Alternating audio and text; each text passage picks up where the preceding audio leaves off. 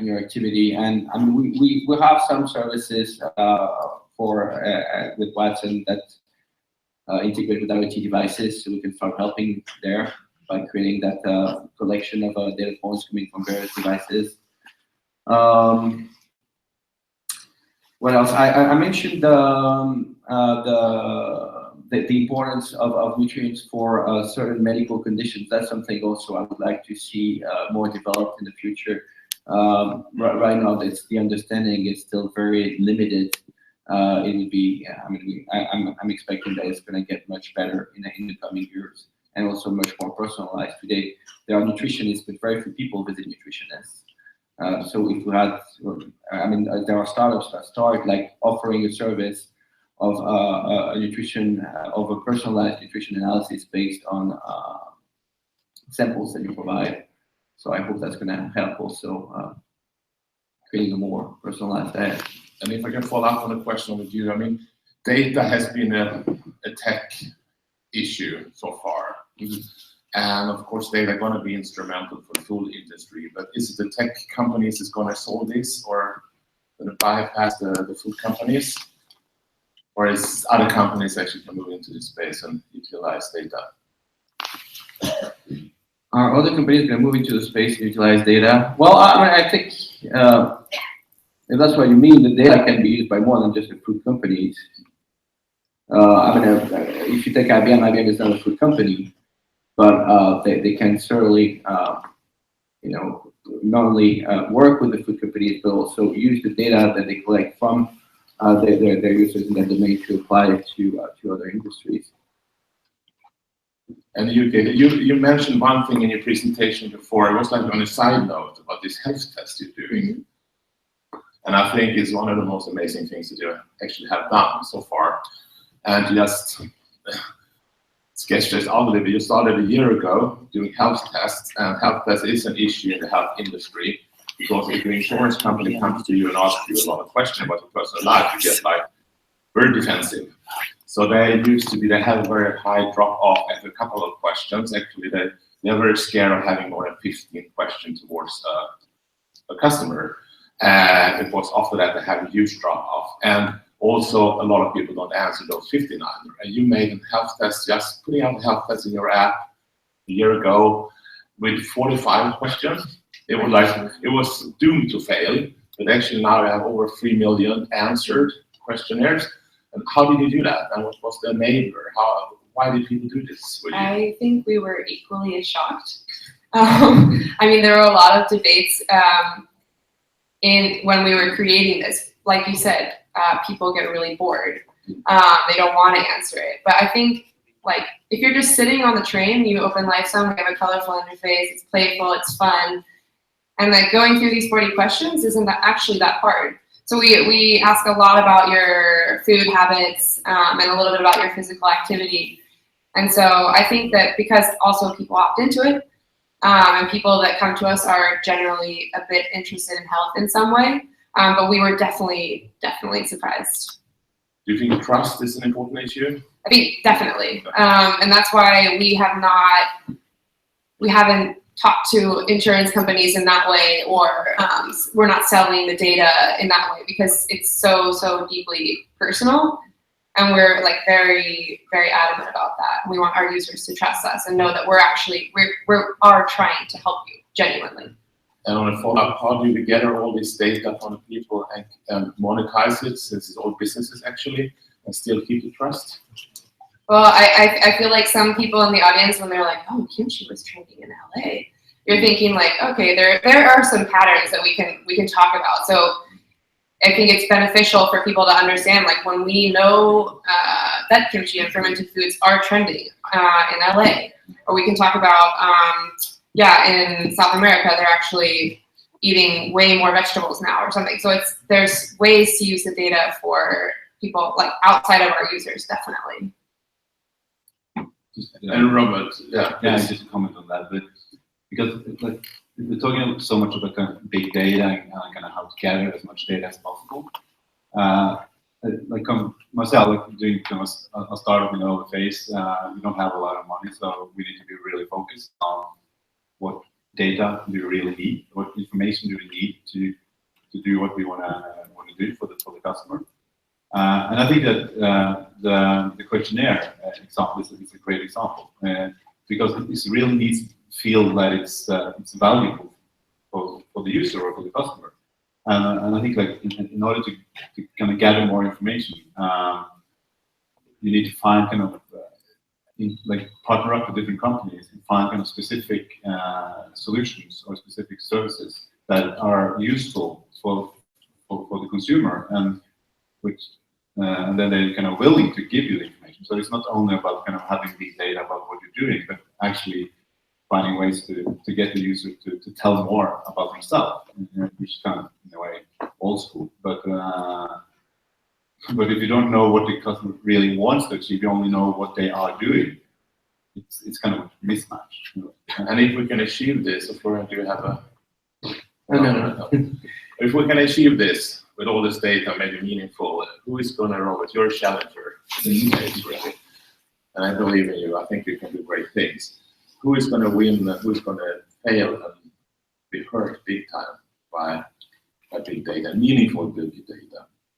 Well, big data is in kind of so many forms and so many places in the value chain. I think, like from a consumer perspective, you need to make the life better. They need to feel a change. So I think people that are or companies that are kind of more trying to exploit all of us, like in a way that they're trying to, as I said, talked about earlier, like our tendency, and they're trying to kind of exploit our tendencies. That's hopefully that, from my perspective, that's the ones to get back. And kind of all the crooks in the value chain. As more data, more information, more openness, that the consumer is more aware of their decisions. And Florian, who do you think gonna gain and who's gonna get hurt? So I can think of two categories that are going to get hurt. First, there's the companies that do not use the big data, that you stick to the old model where things are not personalized, that they offer the same thing for everybody. And they won't be able to attract customers anymore. And then there's looking at startups. I think that it's important to keep in mind that you should look for something that people need, not just something that people like. This is what will make you successful. So when you use big data, it's not just about making cool things that people are going to need. I think this is a great summary. Johan, have you time for if anybody have a question or breaking your schedule again? Yes, and you're breaking my schedule. Oh, then take a big hand for the panel. Yes. Thank you.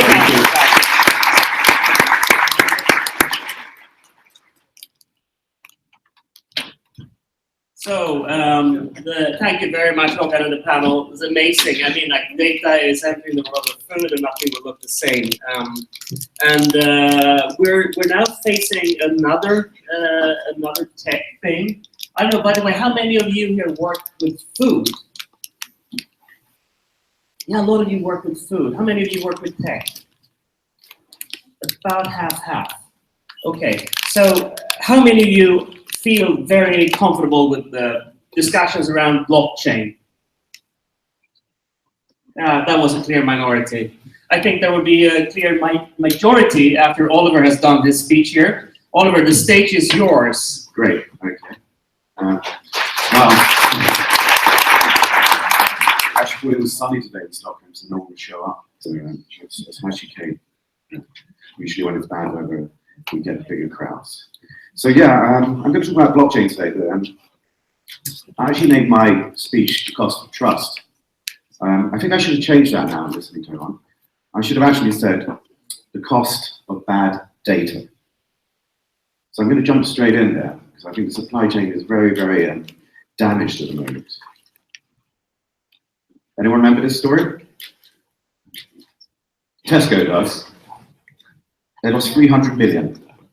1% of their share value, and 50% of their consumers, immediately after the scandal, would not buy beef.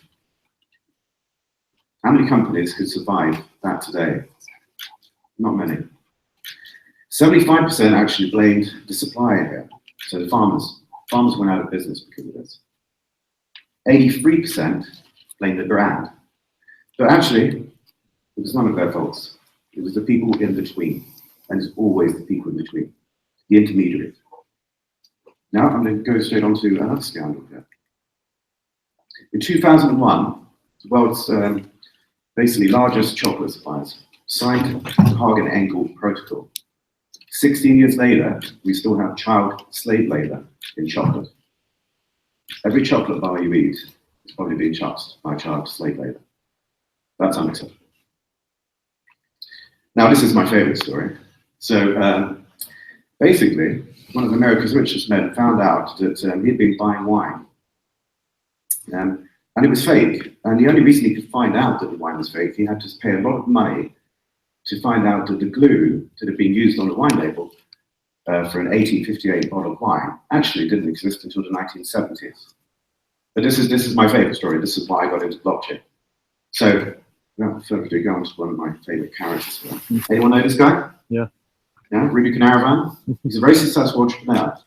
He actually, he was, I think his startup lasted for about 10 years. Then he exited with the help of the FBI.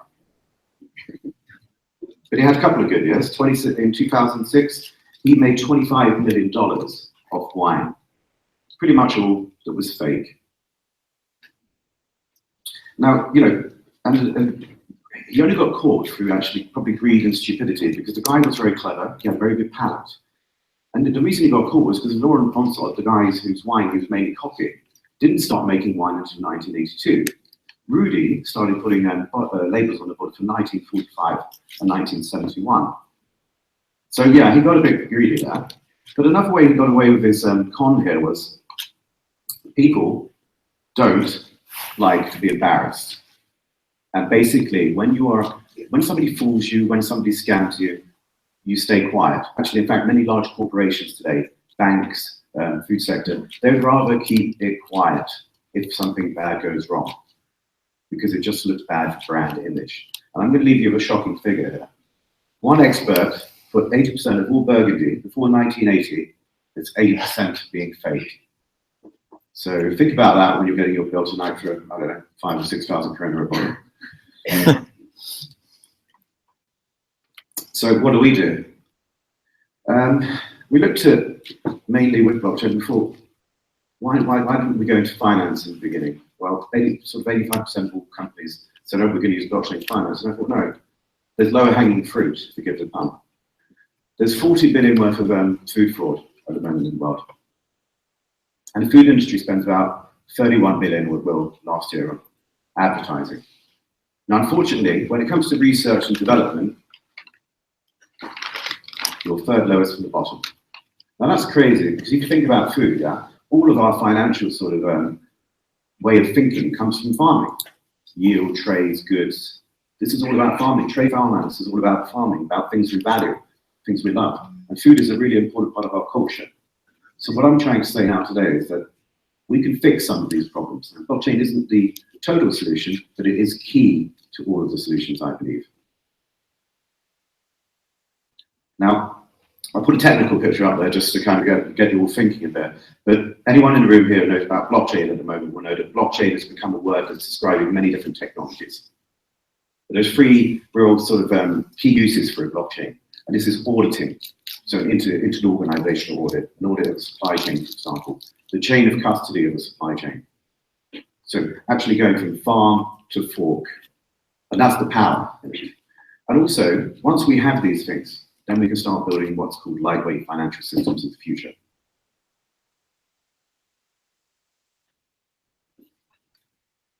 Right, so when I look at the agriculture industry, I see that we can actually go from the grape right to the bottle. I should be able to look at a wine bottle and know where those grapes were made and where they came from. In fact, what's really interesting is the flavor of the wine. So these over chips are being manufactured, say, by a 3D printing machine. If I blockchain each chip, I know exactly how many chips were made to flavor wine. So therefore, I know how many bottles of wine should come from this vineyard. It's mathematics. So we see there's a radical transformation here in provenance and transparency. And you'll be able to see everything, the entire supply chain. We also see that mobile payments, credits, and decreased transaction fees. This is really important for the small holdings, so small and medium-sized enterprises, the smaller vineyards, if you like, smaller farms. It's going to be very, very powerful. And real-time management of supply chain. Think about that. You know, right now we kind of rely on warehouse-to-warehouse data. But with a mixture of blockchain and IoT, I will be able to go from warehouse to truck data. So think about that in terms of insurance. You can have real-time insurance on your goods that are being moved around. Especially for perishable goods, that's really big. So also we can look at regulation and tax. As things are being shipped and moved around, the regulations are being monitored and automated as it goes along the supply chain. And obviously, as soon as a container or something hits the borders, we can look at tax controls there. And all four of these things will happen. But as soon as you have, all you need is your first layer, provenance. Once you have the provenance, you can start building the new architecture for the supply chain. So once again, I'm just going to go over a few things here. Our world involves multiple parties, and we're moving products to many points. And just to be clear here, you know, distributed systems have been around for about 25 years. So there's nothing really new in this. But what is new is that our supply chain has become very, very deep. So there could be like 25 people in the supply chain now who are passing around goods, whereas before, you know, I don't know, probably where the apples were probably in the same country where I bought them from. But now I can go to the supermarket, I can buy apples from Italy or, you know, Brazil, and bananas from Brazil, and cocoa from here. So what we could do now is, like, actually with this kind of technology, go right back to the cocoa farms, have a chain of custody. Who touched it? Who carries it, right? So if you're buying sustainable goods, it's no good if somebody's driving out across Europe in a banged up diesel truck. Who are the suppliers? Who is dealing with the finished goods? And this can all help the carriers. So we go back to insurance and damaged goods. Who can prove when the good was damaged? Was damaged on the truck, when it got off the truck?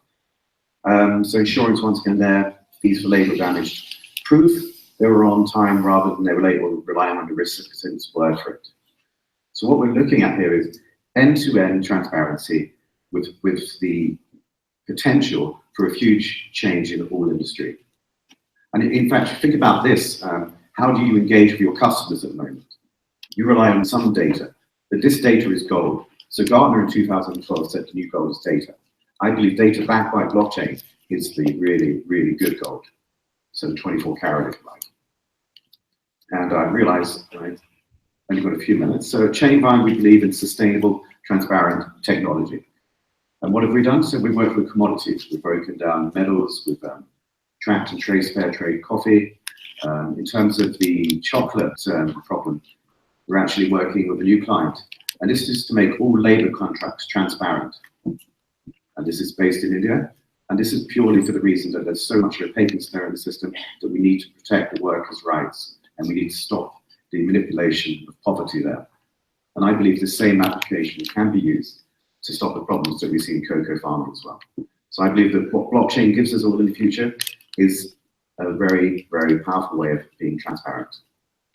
And one thing that's good about it, and I hope Libby's here from Accenture, but if you are, sorry, you guys built a blockchain and you made it editable. I'm not sure that was a brilliant idea. So that is one thing that's empowers the blockchain.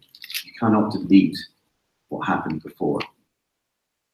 So if I pass that here to someone, that transaction stays forever.